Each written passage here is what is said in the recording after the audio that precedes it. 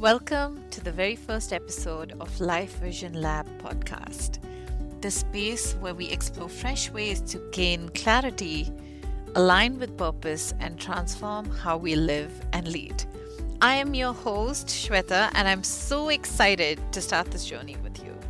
Today, I'm joined by Andrea Skitch, a seasoned psychotherapist, spiritual teacher, death doula, and the founder of the Aquarian Academy. Andrea is known across North America for her dynamic, multidimensional approach to mental wellness, grief, and trauma recovery, and of course, leadership. She brings decades of experience bridging modern psychology and science with ancient wisdom teachings. In her Toronto practice, Andrea supports clients through personalized transformative therapy. She also partners with organizations to reduce burnout, improve morale, and bring trauma-informed leadership training to life. On a personal note, Andrea is a wife, a mom to a 12-year-old son, and a 10-month-old puppy. And she's healed from two chronic autoimmune disorders and PTSD using the same techniques she now shares with her clients. And we're diving into a very important conversation: how therapy, spirituality, and community can help us navigate different stressors in life and be better leaders with more resilience and clarity. Andrea will also share how we can begin to heal from the inside out and create an environment at home or at work where well-being is the norm. Hello, Andrea. I'm so glad to have you here today, and even more grateful that you agreed to join me for our very first episode on the Life Vision Lab podcast. And I remember when I first met you a few years ago, I was in a very different place. I felt exhausted, overwhelmed, and honestly, I didn't even know how to articulate any of those feelings inside. I didn't want to talk about it. I just want to feel okay. And that's why I think for me, this conversation and this podcast is so important, because a lot of us feel this way, but we just don't know who to turn to and where to get the support. And so today we're going to dive into different ways of therapy and supportive practices can help people who feel like I did back then. People who may not have the words yet, but know that they want things to change.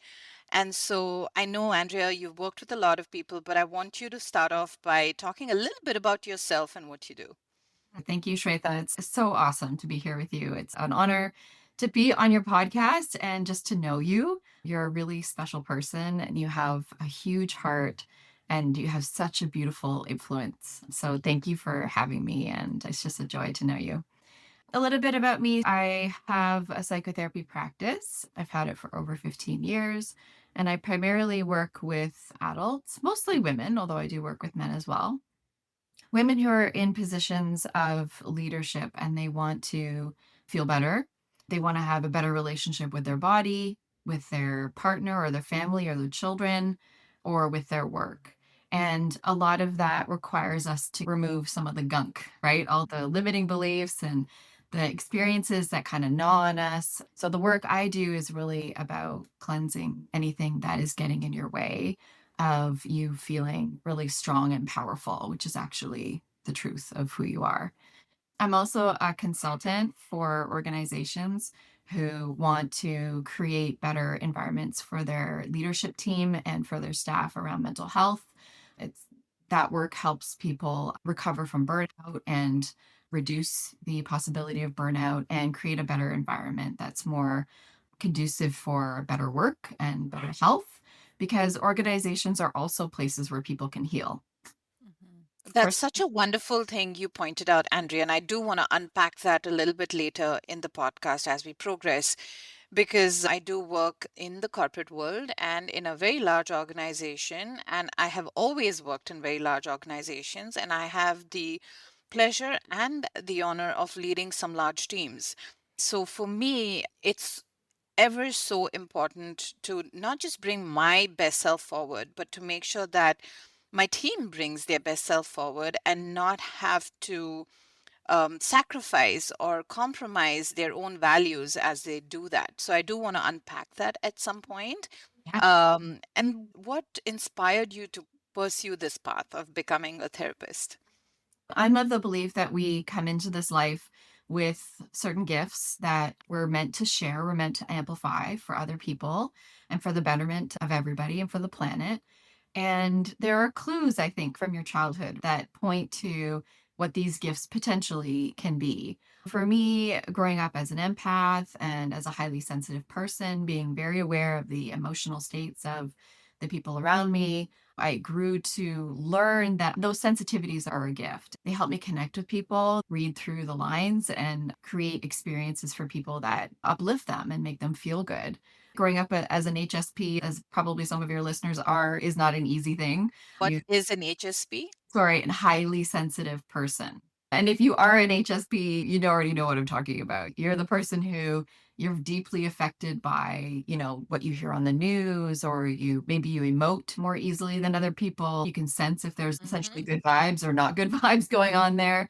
You realize there's this energetic field that you have that can sense all of this, right? Yes, exactly. We don't, because it's something that happens from birth for most of us, right? We don't Mhm. have the language for it. We just sense it. On my journey, figuring out these are some of the areas that I excel, I needed to figure out how to make that a positive experience, not a negative experience. The negative experience for an HSP, or for all of us, really, all of us really have these sensitivities. It's just people who consider themselves highly sensitive are just more in tune, right? With Mhm. sensitivities, but all humans are sensitive.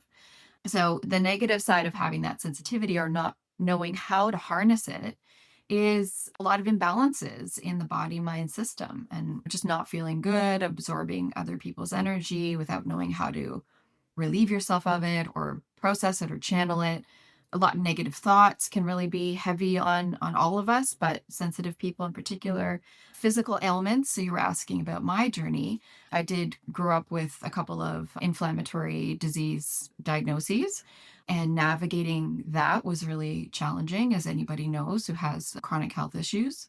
And Mhm. it was on my own healing journey and discovering some of the techniques and strategies that helped me made that it was those challenges that made me realize how my body was storing negative energy essentially. And I'll just put in a little pro tip here. When I say energy, I am talking about emotions. So Mm. emotions, emotion, energy Mm. and motion. A good way of putting it. We want to think about letting energy slash emotions move through our system without blocking them. That's ultimately what we are going for. Everybody benefits from having that skill. So, all that to say, I've had lots of bumpy moments in the road, like any human, but it was those challenges that have revealed how I can not only heal myself, but then also create a healing experience for other people's systems to heal. I don't heal, they heal. I just create an environment for their system. Beautiful. And we're all very lucky to have you in our life, Andrea. So appreciate that honesty and a very clear explanation around what emotion is. That's the first time I've never heard that before. So that's amazing. And then the second thing you mentioned was, which we'll unpack a bit more, is around how to make space for your emotions not to be blocked, right? And that's the piece we'll get deeper into as we get into the conversation. That was so insightful and so personal. And thank you, because we don't get to hear someone actually share something so deeply personal and change the narrative and alchemize it into something beautiful like what you do. So what would you say have been the most rewarding aspects of choosing this particular line of work? What a nice question.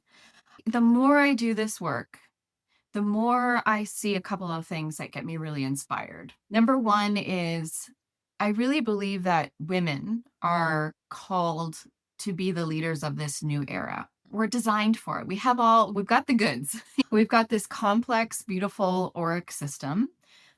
One of the yogic teachings is that a woman's aura is 16 times stronger than a man's. Mm-hmm. Two. Say that we're better, or both men and women, or the masculine and the feminine. This doesn't have to be specifically gender, but Mm-hmm. those energies that run through us, they are both equally as powerful as each other, but in different ways. So I'm just talking about specifically the feminine aura right now. And Specifically of the feminine aura because it's been suppressed for centuries, and now is the time we actually liberate ourselves and come out and shine. thank you for saying it that way. Yes, exactly. That's exactly what I'm saying. And so a lot of women are moving through a lot of their healing journey right now. A lot of women go to therapy, which is wonderful, or they're doing somatic practices in yoga or Tai Chi, or they're going to retreats. We've got this wonderful movement, this mental health movement. And the men, God bless them, they're on their own journey and we need them to be on the journey too. But I'm just speaking right now to the women. We are really equipped to be the leaders of our time because we are able to influence people around us positively or negatively, depending on where your attention is flowing, by the way. And without this sort of, people talk in mainstream culture right now a lot about hustle and how we're Mhm. dropping the whole hustle culture. I believe that's because we're stepping more into a feminine leadership era, but we're just on the cusp of it, right? So there's lots of evolution and growth to be done. And I think women, we really need to realize that there's a responsibility that comes with being a woman. And we have to work through a lot of the martyr energy that is a result of this oppression that you talked about. It's very real. Lots of ridiculous things have been put on women. We have a lot of things to undo as a society in terms of how we care for women and how we approach women. We But get a bit deeper on that, Andrea. Can we have an example around how to get away from the martyr energy in day to day living? yeah, And how do we influence change on how to be more supportive towards women? And I don't mean um, tokenism. I don't mean giving women a seat on the table because you think you need a woman on the table. I mean it because you now embrace that woman to bring all her glory and mhm, influence the change that you'd like to see that a woman bring to the table. Me yeah. examples. So that's a two-part Two. question. Yes. So help me remember the second part because I'll go back to the first part, which Mhm. is how do we deal with the martyr energy or the martyr pattern? Yes. It is real that for the last 2000 years or more, women have been put in a position where they have had to carry the wellness of the family, of the tribe, of everybody without getting the true sort of acknowledgement and support and recognition and respect and reverence, Hmm. right? And just any experience where a group of people are oppressed, that becomes an internalized belief that we don't either deserve that kind of nurturing or reverence or acknowledgement. And then that turns into this deep rage and resentment. And rage and resentment are the two, I would say, largest emotions, when we talked about emotions, energy in motion that are stuck that I see in women because there's no safe place to express those emotions Hmm. or to process them in a Which way. then leads to bitterness, negativity, and eventually giving up on all they wanted in life, right? Yes, because what happens is those energies they put you in a collapse position in your Mm. nervous system. And then from a collapsed nervous system comes what's the point? What's the point? Why do I bother? It's all on me. And these are valid feelings. Any woman who's hearing me who experiences this, I want you to know that it's okay to feel that way. What I'm suggesting is that there's beauty in creating a space to really acknowledge those feelings and having tools and strategies, which we'll come to, about how to process those feelings because you don't get much out of life if you carry around a lot of rage and resentment. It leads to depression, it leads to anxiety, it leads to just feeling stuck and wondering where your purpose is. So these are the side effects of being in a less than optimal state of being for anybody. But again, I'm speaking to women specifically. It almost gives permission now for people to start looking inward, right? At least for me, that's what this journey has helped me, listening to people like you and others who I've met through my own healing journey. It's given me permission to recognize that it's okay to sense and feel the resentment. It's okay to be bitter about things. But now it's about, once that awareness is brought to it, how do you alchemize it and then find the path to compassion and love, and then eventually to manifest your desired outcome? And so it's that beautifully said, Andrea. Thank you. And when we talk about rage resentment for women, I know women, and again, coming back to specific examples around being a martyr, can we say we go into work, we obviously are in very strong leadership positions today, a lot of women in strong leadership positions, but we still have a lot we think about: what's the food going to be on the table? How do we get the dishes done? How is the laundry done? These are just everyday mundane activities that we constantly have in the back of our mind. So, how would you say we shift that thinking to free up our energy? Because all of this is energy work too, right? It drains you when you have multiple tabs open, just like your computer gets drained one day. So, what would you say? How can people move from being a martyr mentality into being empowered? I love your analogy of the tabs being open. That's absolutely true. And yes, a woman's mind usually, because she's in tune with not just herself, but her tribe or her group, her family, whatever is in her world, she has her finger on the pulse of what everybody needs. Like, that's part of how we're designed. So it's very real to have mental load and to for that to take energy. What I've observed is that, okay, there's two things I want to say about this. One is you want to find a way that works for you in a very efficient way to add energy into your system. Okay. So the yogic teaching, of course, around this is about prana. We want to add prana to the system. And that's why I use Kundalini yoga, something I haven't brought up in the conversation yet, but that I love and I use personally and I also teach. Add some technique. And for me personally, it's the Kundalini yoga, but there are other ways too. Adding prana to the system. What does that mean? Or another word is qi, right? From Chinese medicine. Mhm. So it's this idea that our system, the breath of life flows into our system and nourishes us on the breath.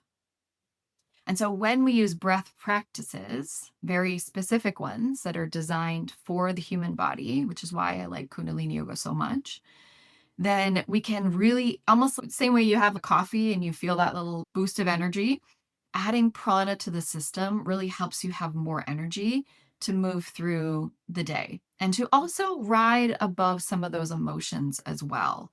So it's very practical, right? And Mm. some of the breath work that I teach is 2 minute long practice, three Mhm. minute long, like super short, but super powerful. So that's point number one. But the other thing is going back to allow processing your emotions and learning how to relate to them. The point is, if you don't give yourself that opportunity, then you get a little bit stuck and we get attached to our emotions. Like our brain starts to tell us that it means something about us. And then what's lacking in that moment for a woman is her creative capacity to handle the whole system. So Mm. it's coming into the CEO position of your life rather Mm. than being an employee of your life, right? When you're in the employee status or state, you feel like things are happening to you, right? You feel like you're just working for somebody else Mm. when you just go to bed tired and you do it all over again. But that's not fun. It's not a, Mhm. that's not a great way to be. So if you have enough prana and if you have some practice or some experience like therapy or and then you learn skills from that and you have some way to process your emotions, you get to a state where handling all the puzzle pieces in your mind becomes so much easier and your creative brain, your creative ideas and your adaptive brain, your frontal lobe right here, Mhm. it's figuring out what's the easiest path. So often the answer is right in front of you, but because you had all these tabs open and focused there, you couldn't even see what was. I've firsthand experienced this, Andrea. And what I really liked in what you said is how we need to give time to understand our emotions. And I can speak from personal experience that I never gave it time. I would push it away and let's move on to the next task. So, yes, I was being productive. Yes, I would achieve a lot of things, but I kept ignoring certain emotions where one day it showed up as rage, like you said, resentment. For me, it was more of a pause and look at my life and say, am I happy with what I've created? Do I want more? How can I be in a state of being, not doing, and still make things work for me? Because that's what we are. We are human beings. We are not human doings. And this world keeps pushing us into doing more. And like you said, we need to move away from that hustle culture, right? And that hustle culture is so deep in so many parts of our life that it doesn't give you that space to really recognize and say, I am feeling guilty because I didn't put food on the table today. Does it mean that I ignored it, or was I actually busy doing something else for the family so I couldn't do it? And I remember you had said something so beautiful to me when we met in our initial conversation. You need to become your best friend. No one outside of you Right. can be your best friend. And we women tend to, as part of the martyr mentality, the flip side is also how critical we get of ourselves, right? We become our Mhm. own worst enemy. So, coming back to the second part of the question, Yeah. how do organizations make it comfortable for a woman to have a seat on the table? Because she's not just finally showing up as Mhm. a leader because she's got the seat on the table, but it's generations of work that she's now trying to heal when she has that seat on the table. Because many years of women not having a seat on the table, being suppressed, is what we now, and I'm lucky to be on that table and I do it in every small little way I can. But what would you say are the first steps that any organization or a leadership team can take when you have a woman on the seat of the table? Such a great question, Shwetha. Oh my gosh. What can an organization do? It does come down to having a certain reverence for the feminine, right? And basically appreciating it just as much as we appreciate the masculine energy, which is about action and planning, right? Mhm. Having conversation in your organization about, you don't have to use this language, but I'm just using it to describe feminine and masculine energetics or the benefits. Any single human has both feminine and masculine aspects to them. Even the men in organization benefit from understanding that, right? Like the more intuitive, the take it slower process. This is the The feminine, nurturer. the nurturer, the creative, also the sparking of something, right? Like Mhm. really the creators, like the womb space, right? That's the feminine. And then the action and the planning and the execution and organizing is the masculine. So, conversations about how both of those phases are really important. And then recognizing that in your employees and obviously in your female employees in particular. Because again, we might need a little bit more permission in the workspace to embody some of our feminine qualities because they've been dismissed for so long, right? Like having an intuitive feeling about something. Like Mhm. explore that with your employees, explore that on the team in your conversations. Not just what can we do about something, but what is our intuition telling us about it? Or how do we envision something going? These are the feminine qualities, right? Conversations about the energetics can really help using language that's appropriate for your group. Mhm. And then it's no surprise that this whole phrase of imposter syndrome popular right now. And people resonate with that. They're like, oh yeah, I Mhm. know the feeling of imposter syndrome, which my understanding of it is that it's this feeling that you somehow don't belong in a room and that you don't have the goods.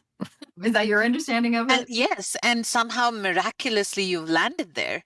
And then you say, I'm lucky, and someone just found me along the way. But all the while knowing you actually had the goods in you, and that's why you've got it. So Yeah. for me, it was massive imposter syndrome. And I remember I had a very good leader back then who helped me overcome that, where she said, you have no idea the strengths you have and what you bring on the table. And I need you to be more confident as you embody the leadership position. And so I love that you brought up because people resonate with imposter syndrome and we use it loosely in conversations, but I think there's a deeper aspect to it, right? If we look within ourselves.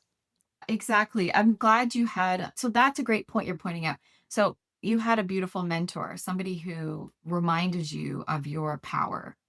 So Mm-hmm. women supporting women is key. We women are, first of all, we don't live in a society that promotes women gathering. Mm. We don't gather as women. Mm-hmm. And if you think about, just like intuitively, if you think about that, there's a huge loss for women. We really need each other. Men need men too. I'm being like heteronormative here, but please just understand I'm talking energetics as well. Women need women. Women need to gather. That's where we share a lot of wisdom and a lot of support. Tend and befriend is the natural inclination for the feminine. So, given that's been stripped of our culture, and no surprise, that benefits somebody, not us. Women supporting women in an organization is really key and really helpful. Reducing the amount of complaint, criticism, and comparison within yourself as an individual and within yourself as a leader is paramount. I'm sure the listeners are going to wonder how do we do that every day? Yeah.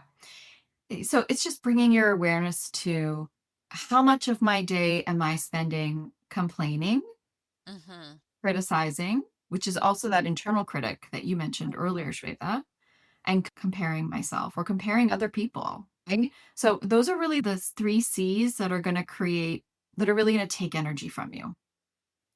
So as a leader, or even as an, all people are leaders. Like we You talk don't about, have to be a leader. You thank you. can show up as a leader every day where people look at you and say, wow, I'm inspired. And it could be someone just even being a customer care support specialist. It could be someone just doing a data entry job, but it's just what you embody and how you embrace that work and bring your best self forward. It's what you bring your, how you bring your best self forward and how you are vulnerable about some of the challenges you're internally going through to then be open to getting support as well. And that is important for everyone to hear, that it's leadership is a state of being. It has nothing to do with Mm, having followers or a team. mhm, mhm. So I just want to say one little caveat though for the women out there who we do, there's one exception to the complaint point that I made, which is that when you gather, when women gather, we do need to gab a little bit. There's like chemical processes that actually happen for women and not for men. So we have to vent a little bit with each other. That's part of the bonding. My husband always, when I'm either speaking to my mother-in-law, my mom, my sister, some of my friends, he's even before you got the crux of it, you'll spend 45 minutes just talking about things, and it's that's the way we process it, right? Yeah, there's always a little bit of room for that And complaint. having, I think I have incredible friends around me. I have a very good community around me, Andrea, and I think it didn't happen overnight. I think it was very intentional, very purposeful. It's about understanding what I can bring forward as value as well with these individuals, and sometimes maybe not. Sometimes it's just hanging out and not expecting something of each other. I think we don't do enough of that even at work because everything is so transactional today, given everything Oh, is hustle culture. There's this constant pressure that what am I going to bring on the table? How am I going to connect? And that then gets you to spiral mentally and in turn impacting your nervous system. It's always so lit up all day because you're setting such high expectations of yourself that at some point it's going to you burn out. yeah, said exactly. Yeah. And that's because we still live in a culture that still is very much like in the mind. I believe that we still spend a lot of our day in our minds, Mm-hmm. right? Like trying to figure things out.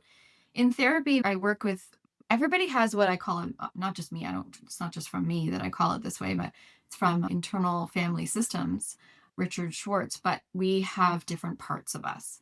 And Mm-hmm. most of us have a manager part, the part that Mm-hmm. is used to figuring out and making sure that our ducks are lined up so that things go well and so that we can avoid any kind of disaster or pain real or perceived. And our manager part's a really beautiful part. So we want to honor that part. However, it's a very mental part. It gets exhausted and, like you said, leads to burnout. And it doesn't know how to do something which I want people to really hear, especially again, talking to the women here. When you learn how to get more into that state of beingness that you were talking about, you have this whole 10 body system that can actually magnetize opportunities and Mhm. outcomes to you, right?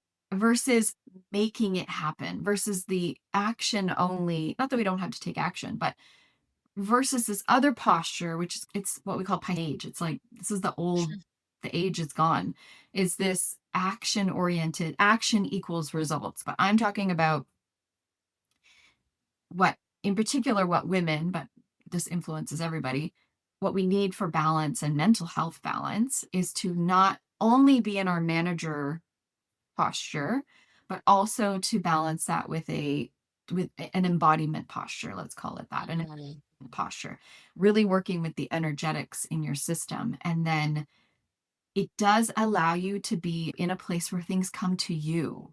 I think it's more being aware of how you've experienced it. For me, at least, that's how I had to train my mind to finally start seeing pockets of my life Mhm. where some of the best things happened. Literally, when I wasn't trying hard, I wasn't forcing an outcome, Yeah. I wasn't Yeah. pushing for something to happen, I wasn't running away from something. Yeah. It was all about, I have done everything right. Yeah. I have integrated my value system. I have integrated my best self forward. Now I'm going to let the universe work its magic and let the right opportunities come to me. And again, it's something that you got to train your mind to see. And you cannot see it if you have all that chaos in the head going on. And so now I want to move and shift gear a little bit, Mhm.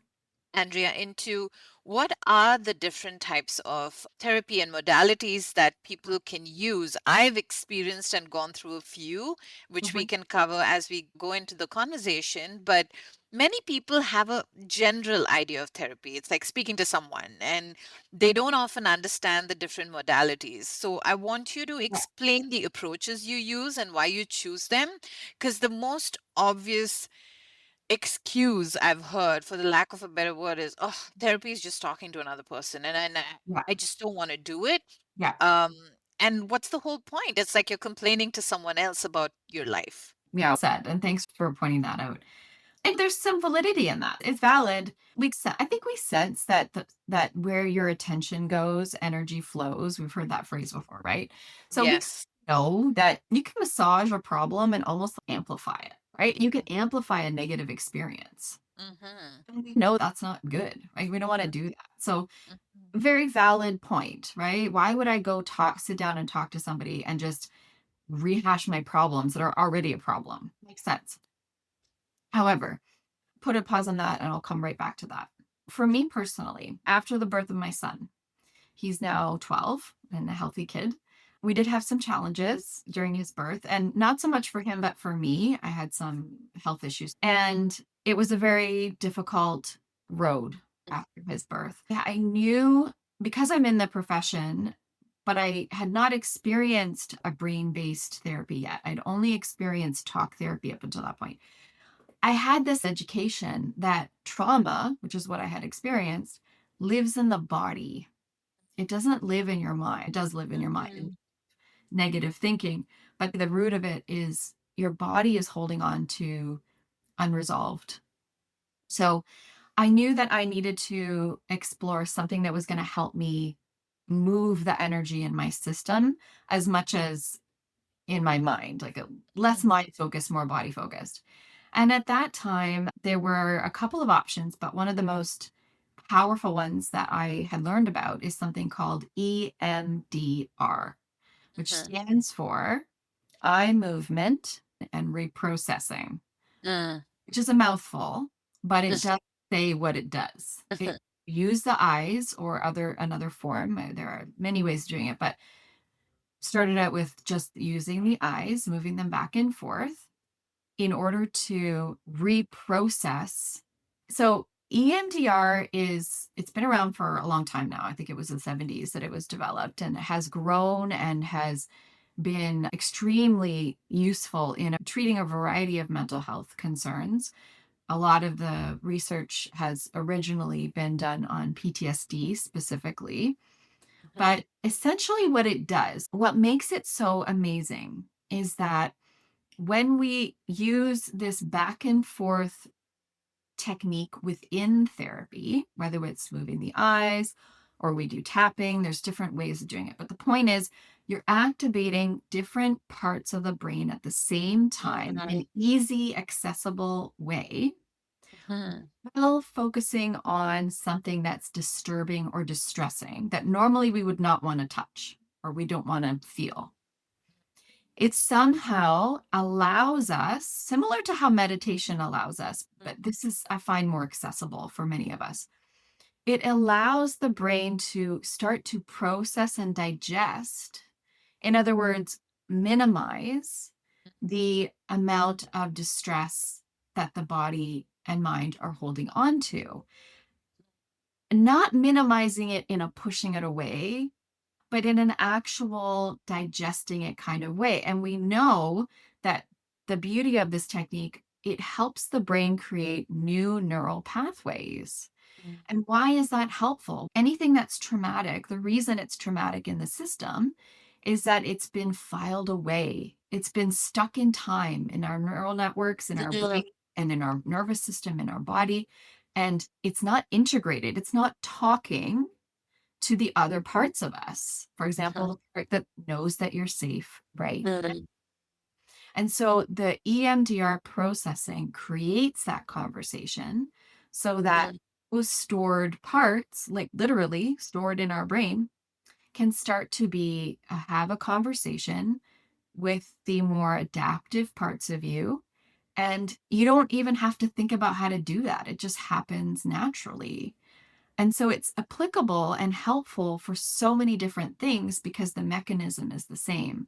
So whether you're dealing with disordered eating or relationship struggle or attachment wounds, which pretty much all of us have, any kind of stress at work or in your body, if you're dealing with a health issue, anything where there's disturbing material that's hard Mhm. to process, really beautiful tool. So this is why I have spent my career really learning the science and the art of using EMDR, and I teach other clinicians how to use it now. It's not the only framework I use, but it's probably the most foundational technique that I continue to use with my clients because I just love the transformational aspect that it has. And it's usually pretty fast. And the fact that you don't have to talk about the problem.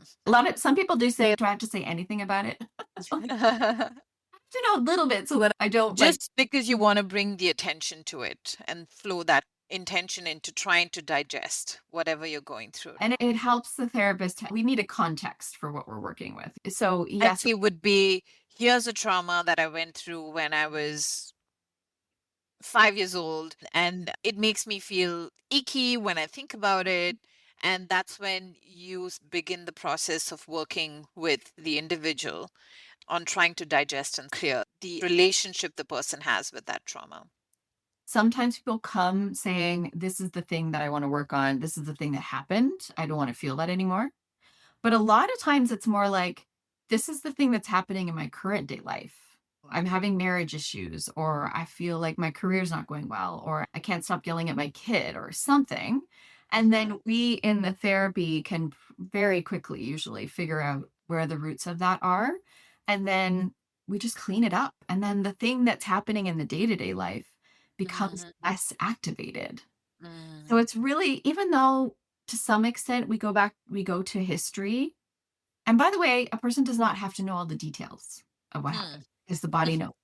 Mm. But we don't have to spend a ton of time in the past. Do I have to really go back there? Do I really have to Mhm. spend all that time in the past and talk about when I was one and when I was two, when I was three? And it's A lot of times you push it away and you don't want to even think about it, and I think your mind doesn't want to bring it back either. So exactly. that's comforting to know. No, What would you define? So again, trauma is a word that's loosely used sure. today. What do you define trauma as in your work? I want to expand because I had this confusion. Yeah. For me, trauma was you were physically abused, you were robbed, someone was killed in front of you, or you watched someone die. So it was extremely drastic in my mind as a definition of trauma. So a lot of the things that I went through in life eventually, which I realized was actually also trauma, but not as high impact. And again, for all of those individuals who've actually gone through some very strong trauma, which could be physical, mental abuse, it could be people going through rape, people going through death, seeing people killed in front of them, caregiving. I don't want to minimize that at all. That's trauma on Yeah. another level, but there's also the day to day trauma. And that's why it's important for me to ask this question because I had that confusion and I would often gaslight myself saying, look at you, you have an amazing life. What are you talking about? So I want the listeners to really understand what trauma is. And that's why I asked you that question so we can go deeper. Such a great question. You explain it so well, how you've come to experience it. I grew up in a pretty loving home. It was a safe home. And in my adult years, when I was, why is my body carrying all this inflammation and stress and what is going on? i- it was shocking to me that there was so much unprocessed trauma in my system, even though I had not experienced what we might call big T trauma. You were describing big events like robberies or assaults or rape or death. Even if you've experienced a big T trauma, there are differences in how people process that on their own. So I can get it. But to answer your question, which is such a good one, little t trauma is this idea of something that's chronic, that happens over time, where there's basically too much of something or too little of something. Mm, Okay. So, too much stress in the home, parents fighting, or too much pressure, like some perfectionistic kind of experiences of stress, lots of pressure on kids, like kids who are high performing athletes or artists often experience that. But then the too little comes with it too, which is too little connection, too little acknowledgement, too little nurturing, too little acknowledgement of the experience, which is unique of that, in this case, child, because most of these are foundational experiences from childhood. So anything that's too much or too little that the body mind system hasn't integrated, hasn't made sense in a way. It gets stuck in sort of our storytelling land about who we are, and then it never changes. I was working with someone the other day, and she realized in our processing, she was like, even though she's a brilliant woman, she just has this negative belief that I'm not smart. Raise your hand if you're a woman who's raised to believe that she was dumb around money. It's just culturally we don't lift women up. As a woman, you would never have a conversation with the family to talk about financial planning, for example. So Right? that's such a valid point you raise because that eventually leads to a belief that I'm not good enough to manage money. And so how that can show up in an adult life, in this case, is this particular woman is going through a transition where she's becoming an entrepreneur. Mhm, She's in a life transition that is asking her to get bigger, right? mhm, Asking her to step up in leadership for herself, asking her to learn new things, which we all know is uncomfortable. And so here is this nagging experience that she believes she's just fundamentally not smart. Like it's just a total illusion. But you and I know that a belief feels true in our body. mhm. And until we find some way to resolve that belief, and it's not enough to just say, I know that's not true. Feel it in the It's a body. felt sense. Yes. And that's where this processing comes in. Within that session, we were able to turn that one around. And she and I have a working relationship. So the work gets faster and faster. But it was beautiful to see because it's just totally not true. Like she's just brilliant. And the other thing that might help listeners understand the difference is that when we have a stressful experience, we all know the feeling of your body going into fear, maybe going into, oh shit, whatever. And then sort of a time afterward where you have to recover from a stressful event. You might even get a cold and get knocked down for a few days. Our body can handle stress. It knows how to alchemize stress through our nervous system. And then, but the key here is if you had a stressful experience, okay, even if it's an ongoing one, and you can come out the other side with a coherent narrative about it, meaning Mm, talk about it in a way that the emotions match the timing of the experience. Say mm, you had a car accident or something, you might still be like buzzing about it, right? But then, like over time, a couple months go by, even a year goes by, and eventually you're like, that was a horrible experience, right? mhm, Charged in your body. That was awful, but now I'm okay. That's a natural recovery from stress, what's happening in their body. And actually, mm, sometimes it's the listener who experiences the emotions and the person who's telling the story does not anymore because mm, they were never validated and heard. So the emotion mm, way. So that shock lives deep in the system. The mhm, lives deep in the system. It's like it's been filed away, and they might talk about something like it's no big deal. And my dad wasn't a complete alcoholic and he came home yelling every night. mm. Okay. Right. When you feel something in your own body when somebody's telling you something, that's trauma. And it's not that Mm, they're doing anything wrong and they're not dumb. It's actually a beautiful protective mechanism that mhm. it simply says, all that information is very disturbing to my system. And I needed to just continue to live my life in a survival situation. And I was not able, I did not have the support at that time. I Mhm. needed to really be with those emotions so that they could just move and alchemize on their own. The way that the other example I gave you of when stress eventually alchemizes through the system, it did not Yes. take place.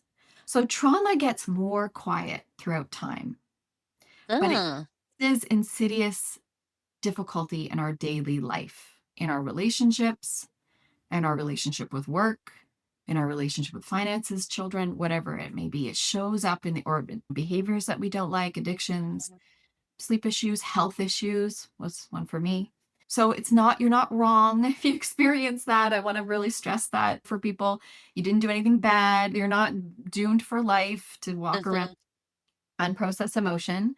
It will cause struggle, right? Until you And I think have, that's when you know that you have to reach out, right? It's with your day-to-day living that actually is giving you information yes. that something needs to be worked on. And like you said earlier, this is happening for me Mm. to look deeper and change something in me that has not been given the attention it needs. And that's where I think working with a therapist really helps. Thank you, Andrea. I think explaining the big T trauma and the small t trauma was helpful because we need to also stop gaslighting ourselves, right? And that's a new term I've learned, so I keep using it, which Oh, makes so yeah, much dude. sense. It's basically how we keep telling ourselves, stop overthinking, Mm. don't focus too much on the thoughts that are coming up, the feelings that are coming up. Just ignore it. You grew up in a perfect home,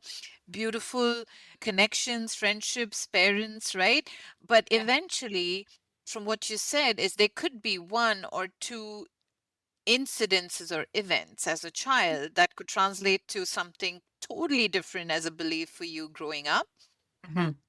or too much of something or too little of something. I think that's another beautiful way of looking at life. So, did you not have enough connection with some members in your family and friends, and that meant a lot to you, but you didn't know how to express it back then? So, all of that leads to a certain belief system that then influences your today and just how you react. So when you do decide which modality to use with a client, like what's the process? How do you decide what modality you use? And we've spoken about EMDR, you touched upon Kundalini yoga. You spoke about internal family systems, which is basically a way of a person understanding this. There are many parts of me, the child in me, the adult in me, and the Mhm. adult wants to fix everything, but the Mhm. child and the teenager probably is really Mhm. fighting to fix anything, right? You just want to be that rebel. So When you work with a client, what is your process, Andrea? Like, how do you figure out which modality Mm. works? Yeah, great question.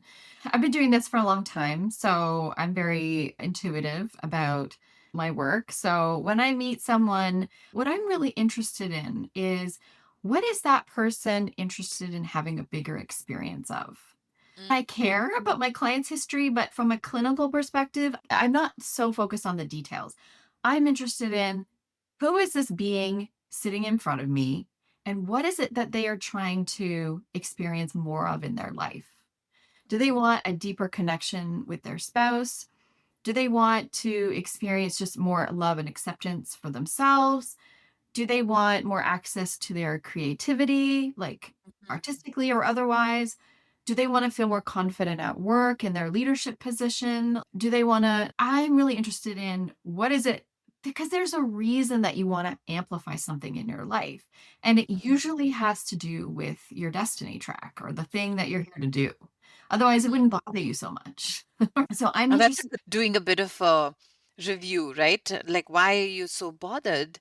Why is it impacting you? Because there's something bigger that you want to get to.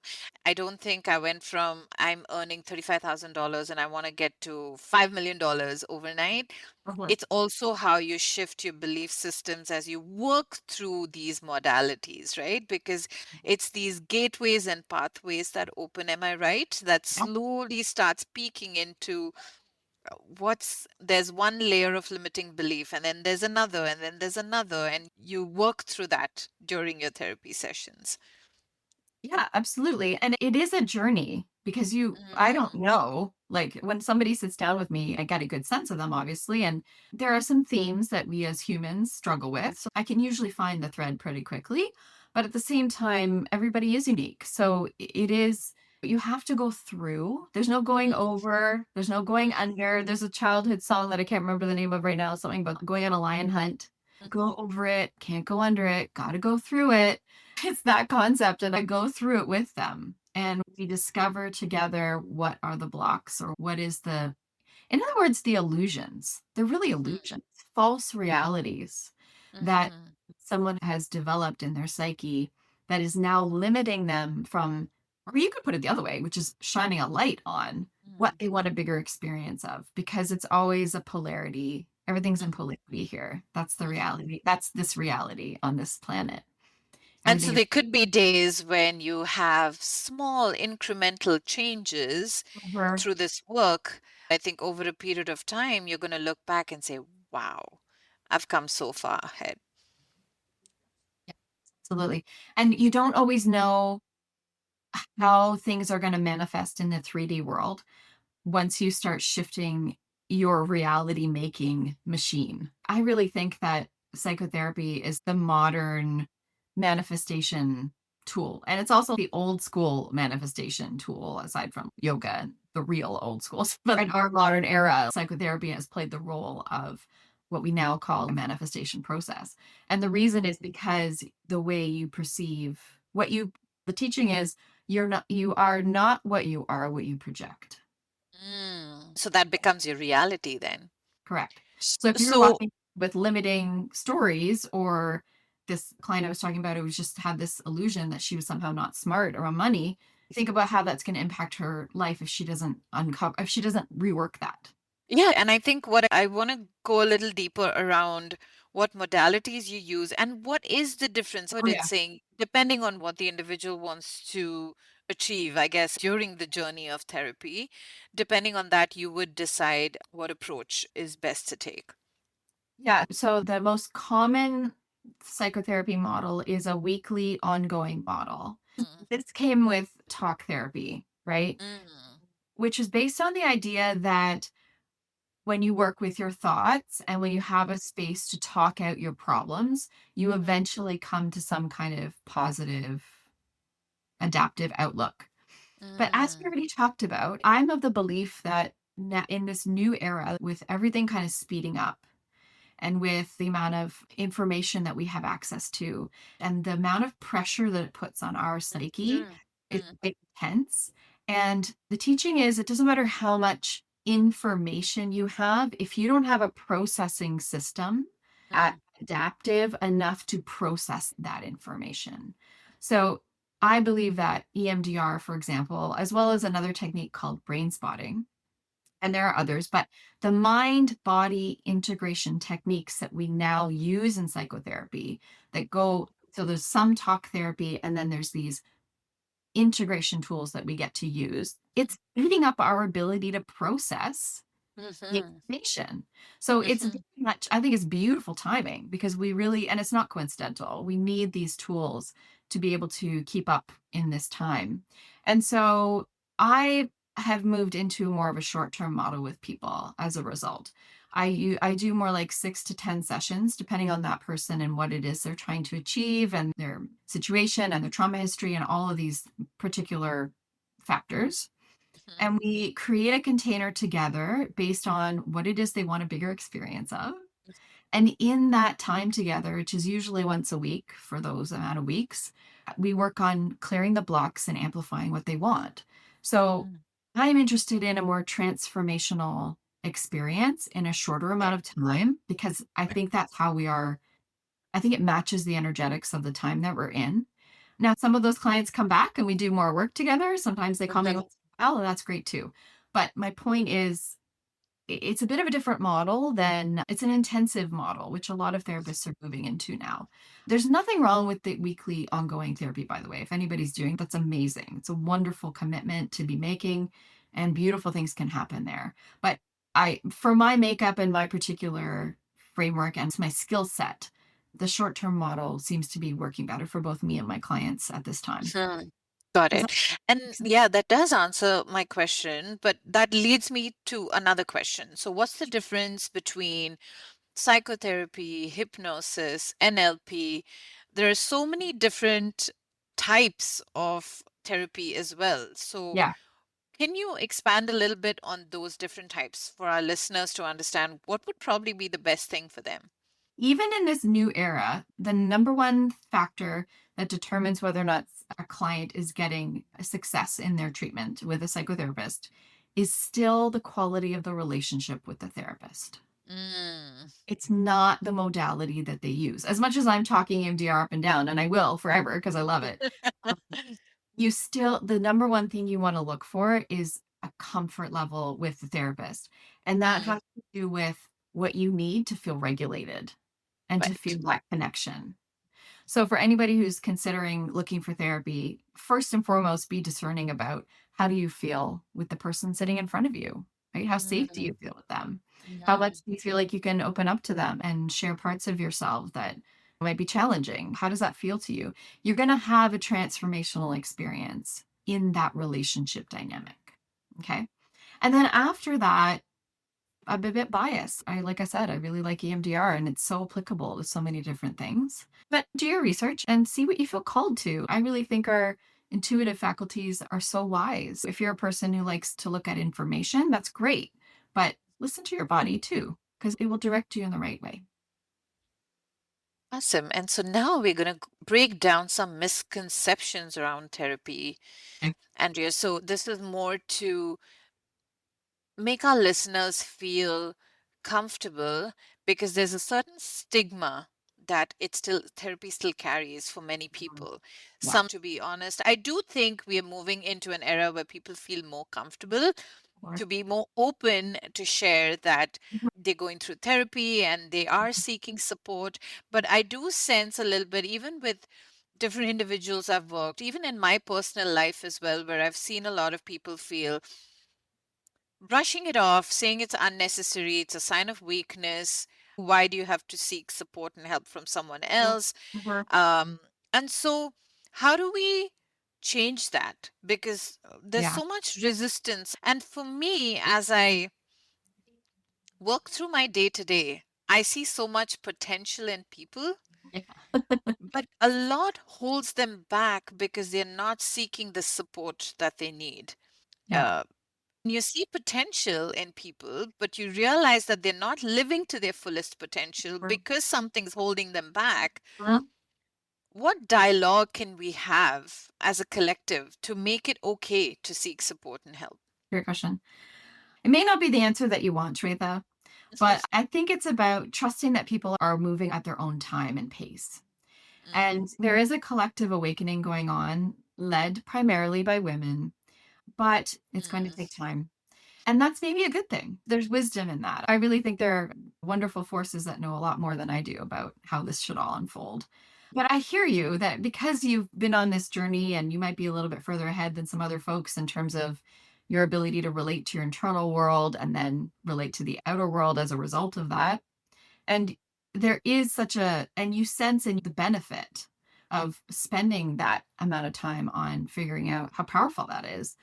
It could be frustrating when you know the power and you know the benefit. I see so many people very close to me in my Mm, life that blame fate, circumstances, stars, without really taking ownership of their own healing yeah, and realizing that we all have the power to yeah, change our destiny. yeah. And so your answer is basically we Yes. do the work that one day influences the change around. Exactly. And not everybody, let's just say that like therapy is not for everyone. It doesn't have to be for Mhm, there are many different ways of growing and learning and transforming. But I hear you about the kind of the insight that you have and because you're interested in creating a better world, you are also interested in everybody benefiting from the power that we have to heal. Just keep going on your own journey. It's hard, I know, but the only power you have is your own influential power, which is just comes from your being yourself and really seeing the best in other people. When you relate to their most capable selves, when you lift them up because you relate to that part of them, mhm, they relate to that part of them. mm, So that's a leadership tip. Relate to the best part of your staff or your team. It's not always easy to do, of course, because people are not always at their best, and that's just the reality. But Jesus was a healer, right? We know that people who came into his contact with him, according to the stories, some of them were miraculously healed. And one way I like to think about this story is that Jesus was such a high master and he was on such a high frequency that when he related to any of these individuals, he was only relating to their soul. Right? We're not all high masters, and that's okay. But isn't there something beautiful about that? That we mhm, can look to our influential power in seeing, not just seeing the best in somebody, but actually living with that person in that way, mhm, lifting them up in that way. mhm. That's leadership. What would that conversation look like? For example, as a leader, you're dealing with a very difficult employee, Mhm. and you know that employee has the potential to really do the job well, Yeah. but the employee refuses to hear you, has made up Mhm. his or her mind Mhm. um, that this is what they want and this is what they're going to do, and they don't want to listen to anything else. So how would that dialogue look like if you're saying, Yeah. and for my listeners, right, yes, Andrea Mhm. brought up Jesus as an example, but this is in every faith. Yeah. This, Yeah. we're Yeah. Yeah. talking about Yeah. specific examples that's been given down to us as Mhm. spiritual teachers, and how Mhm. we embody that love and compassion to the other human soul by cutting through all the noise of the Mhm. present day. And so, how would you say that conversation looks like? Exactly. So, first of all, if I were in that posture, then I would, and if I noticed I was reacting negatively to that person, which is probably really understandable and easy to do, that's the dance, right? That's why there other people are mirrors. So, I would invite that leader to just spend a short amount of time on their own, noticing what's coming up in them, right? And then learning how to be really with those emotions, how to name them. That's, by the way, one pro tip.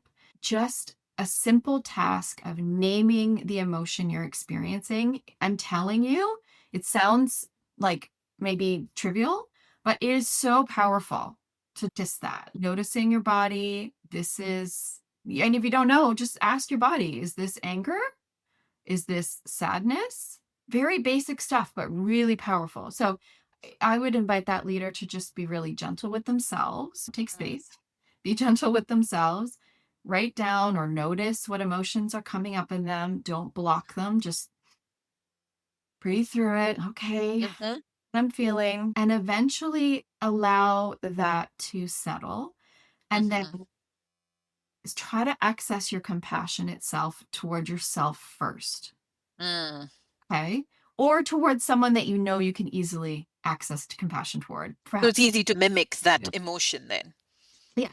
You want to access that compassionate place, which, by the way, we know from brain imaging that when we experience compassion, either from someone or Mm-hmm. from ourselves, it's a felt sense. Compassion is a felt Mm-hmm. sense.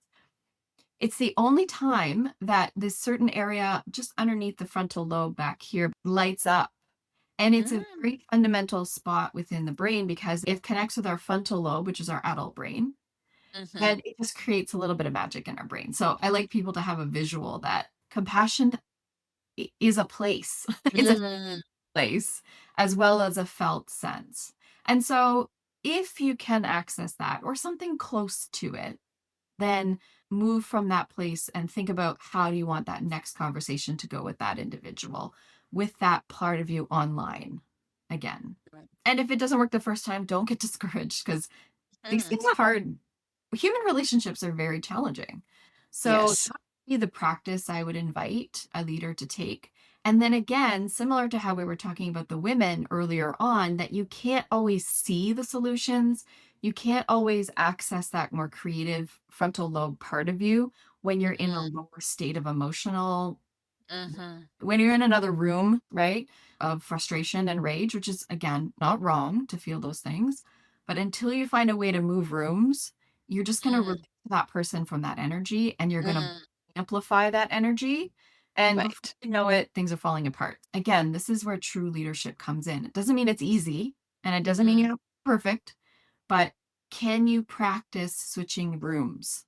Happens when you relate to that person, this frustrating or difficult person, which, by the way, is a person in pain. It's the only reason somebody's difficult ever. How do you relate to them from that place in you? And who knows And what that, sometimes you can't really tell what pain it is because that person has not done the work. And it's not a win-win situation at that point. And it's okay to be in those situations in that position too. I think again, part of the pressure of being a leader in today's world is yeah, outcomes, outcomes, outcomes. What's yeah, the result? How can you bring forward an outcome? But it limits the leader's potential too, yeah, because he or she is having to deal with different parts of what an employee is going through as well, totally, totally. right? And so I think collectively, as we begin to do this work, that compassion will come forward. And by the way, I remember a few years ago, and this was probably 10, 12 years ago, someone just walking by told me, you need to be a bit more compassionate to yourself. And Andrea, I swear, and I'm going to probably embarrass myself by openly admitting this, I didn't know what it meant to be compassionate. I think that's very understandable. I literally had to Google what does it mean to Uh-huh, yourself. And even uh-huh, at that point, I don't think I integrated the meaning because I didn't know how. So I went home and I said, oh, I love you, I love you. But I uh-huh, wouldn't feel it, right? uh-huh. Yeah. And then at one point, I'm like, am I crazy? Like, what am I doing here? Until I really started then going on this journey of Oh, yeah. self-healing and trying to understand why are there parts of me that shut off to compassion? Where does it stem from? Yeah. So it's okay. And this is giving my listeners permission that Mhm. it's okay to not know the meaning of compassion. And Totally. it's okay to not know how all of this impacts our body and our brain. But I'm hoping that this episode is a beginning of your healing journey where you feel a little curious on how can I dig deeper to find that compassion for myself, and you begin that journey on your end. This has been so amazing, Andrea. Yeah. Thank you so much for sharing your wisdom today and your compassion with us. Yeah. It definitely showed up in every conversation we had, and your patience. I know our listeners are walking away with not only deeper understanding of therapy, but also some simple practices that they can start using, which is breath work, like you said. And that's a quick 5-minute stay in your own room, breath work that you can focus on, that brings you into a state of being and noticing what your body feels. And I think giving yourself permission to, when you're going through something not easy or comfortable, just go into your body. What does this make me feel? And giving yourself permission to actually pause.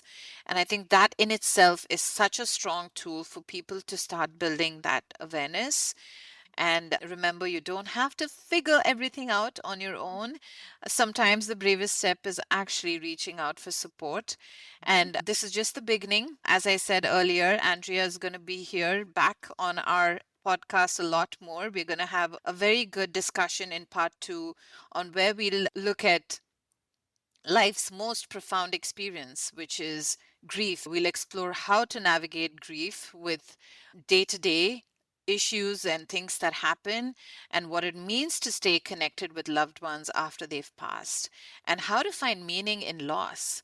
And so make sure to subscribe so you don't miss that powerful conversation. And until next time, remember, clarity is within your reach, one step at a time, and reach out for support if you're not able to get that. Yes. Thank you, Shwetha. That's such a beautiful conclusion. This was so fun. I can't wait to to you again.